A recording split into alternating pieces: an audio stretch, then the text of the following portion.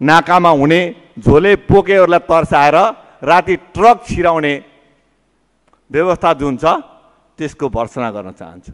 म धेरै पर जान सभामुख महोदय, एक दिन राति 9 महिना 2 गते, पुसको 9 महिना 2 गते राति 2 बजेतिर जोगमणिको नाकामा आज जानु पर्यो, साँझतिर के रहेछ धेरै फुर्ती भयो भनेर गएको। दिउँसो त निकै तर्साउँथे, राति त त्यो ठ्याक्कै त्यहाँ कहाँ भने अहिले जानुभयो भने त्यो के अरे तपाईँलाई डिआइजी अफिसदेखि अझै अगाडि अरुण सिनेमा हलको अगाडिपट्टि एउटा ठुलो चौरी छ, त्यहाँ भत्केको एउटा पर्खाल छ। त्यो पर्खालमा अहिले चाहिँ पुलिस बसिरहन्छ। राति चाहिँ त्यहाँबाट ठेलाका ठेला अलि ओरतिर लिएर गाडीमा लोड गर्दै अरुण सिनेमा हलको पल्लोपट्टिको गल्लीबाट रेल भन्दा पनि लामो लस्कर गइरहेको देखेँ।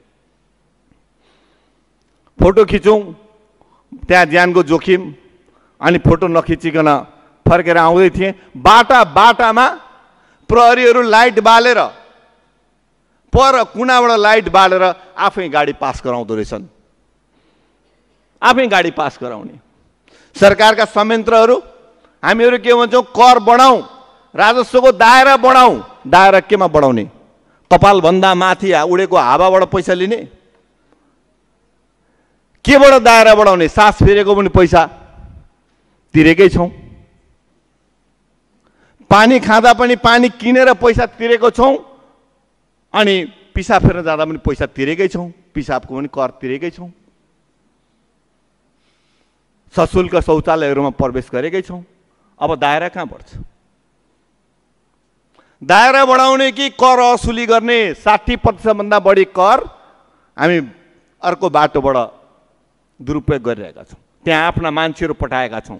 भन्सारमा को मान्छे पठाउने? आफ्नो मान्छे पठाउने, थानामा आफ्नो मान्छे पठाउने, अनि शस्त्रमा आफ्नो मान्छे पठाउने र पैसा असुली गर्ने चलन चल्दैछ। अझ अहिले त जनप्रतिनिधिहरूले ठेक्का लिनुभएको छ। सभामुख महोदय, छानबिन गर्दा हुन्छ।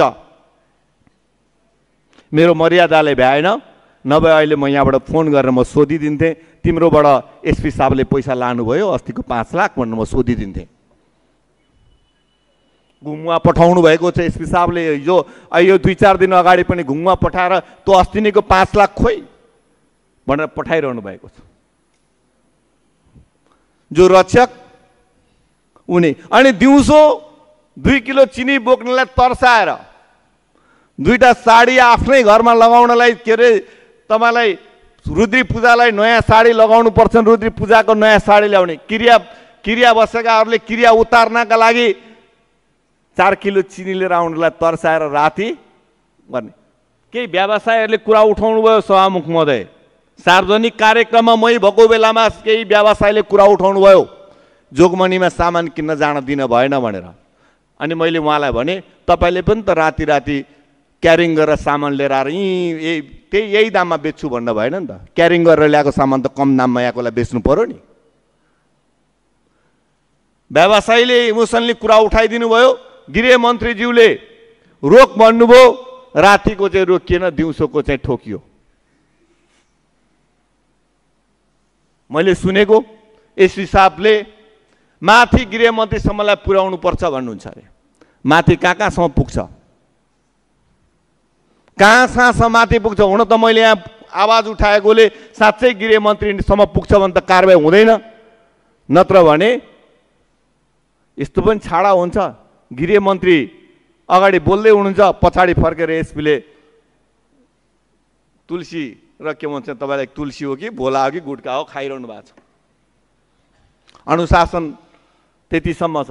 3टा प्रहरीका इन्सपेक्टरहरू होटलमा झगडा गर्छन्, लाप्पै खेल्छन्, ओठमुख फुटाफुट गर्छन्।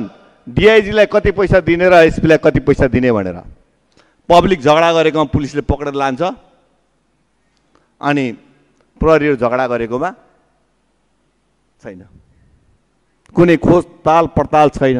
अरू भएको भए हात पक्रेर लगिसक्थ्यो, हतकडी लागिसक्थ्यो। अनि सुशासन कसरी हुन्छ सभामुख महोदय? सुशासन केलाई भन्ने? त्यस कारणले पनि हामीले प्रदेशमा प्रहरी खोजेको हो। हामी यहीँको आन्तरिक मामिला मन्त्रीज्यूलाई उठाएर यहाँ रोस्टरमा बोलाएर हामी आफै सोध्न सकौँ भन्नका लागि पनि खोजेको हो। तर हामी आफै दास जस्तो भएपछि सभामुख महोदय हाम्रो शिर निहुरिहाल्छ नि।